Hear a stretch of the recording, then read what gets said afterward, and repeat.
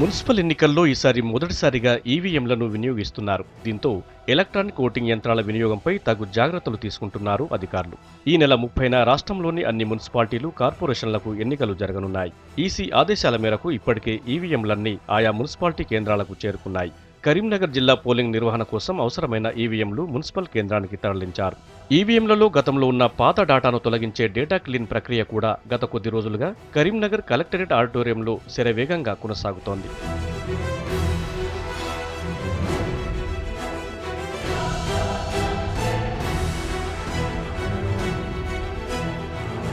ఈవీఎంలను polling కేంద్రాలకు తరలించే ముందే వీటిని 3 దశల్లో చెక్ చేస్తారు అధికారులు. డాటా తొలగించడం, ఆ తర్వాత first level check, second level check ద్వారా ఈవీఎంలు సక్రమంగా పనిచేస్తున్నాయో లేదో తెలుసుకుంటారు. ఫస్ట్ లెవెల్ చెకింగ్లో భాగంగా మొత్తం ఈవీఎంలలో 5% మిషన్లను రాండమ్ పద్ధతిలో ఎన్నిక చేసి ఒక్కో మిషన్లో ఓట్ల చొప్పున పోల్ చేసి చూస్తారు. ఈ ప్రక్రియనంతా ఆయా పార్టీల ఏజెంట్ల ముందు చేపడతారు. ఎన్నికలకు ఒక రోజు ముందు ఈ ప్రక్రియను పూర్తి చేయనున్నట్లు సమాచారం.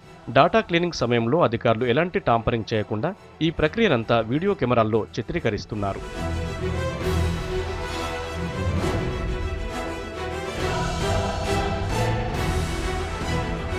గతంలో ఈవీఎంలు వినియోగించాలంటే కొన్ని పరిమితులు ఉండేవి. పోటీ చేసే అభ్యర్థుల సంఖ్య 16 లోపు ఉంటేనే ఎలక్షన్స్లో ఈవీఎంలను వినియోగించేవారు. అదీగాక ఈవీఎంలను టాంపరింగ్ చేసే అవకాశం ఉందంటూ గతంలో పలు పార్టీలు ఆరోపణలు చేశాయి. అయితే ఈ సమస్యను అధిగమించేందుకు ఈసీఐఎల్ ఇంజనీర్లు ఒక ఈవీఎంతో మరో ఈవీఎంను అనుసంధానించే పద్ధతిని కనిపెట్టారు. దీంతో 16 మంది అభ్యర్థులుంటే ఒక ఈవీఎం, 32 మంది ఉంటే 2 ఈవీఎంలు అనుసంధానం చేసుకునే వీలుంది. ఇలా 64 మంది అభ్యర్థుల వరకు పోటీలో ఉన్న 4 ఈవీఎంలను ఒకదానితో ఒకటి జతపరిచి పోలింగ్ నిర్వహించవచ్చని అధికారులు చెబుతున్నారు. మారుమూల ప్రాంతాల్లో కరెంటు కోతలతో ఈవీఎంలకు ఎలాంటి ఇబ్బందులుండవు. దీనిలో అమర్చిన పవర్ఫుల్ బ్యాటరీతో అవి నిరంతరంగా పనిచేస్తూ ఉంటాయి. 1000 ఓట్లు వేయడానికి మినిమం 4 to 4.5 hours పడుతుంది.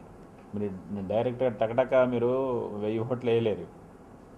Machine cannot accept just like that.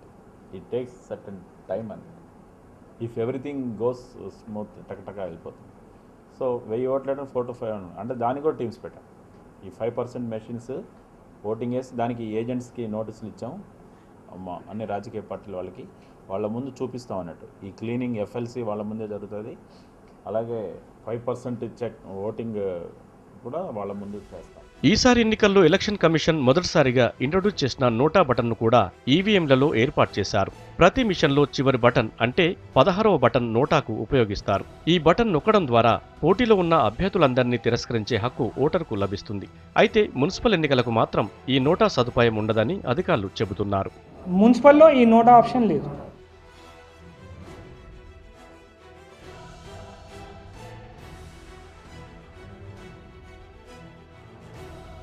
Polling తర్వాత ఈవీఎంలను భద్రపరిచేందుకు కూడా ప్రత్యేక చర్యలు తీసుకుంటున్నారు అధికారులు.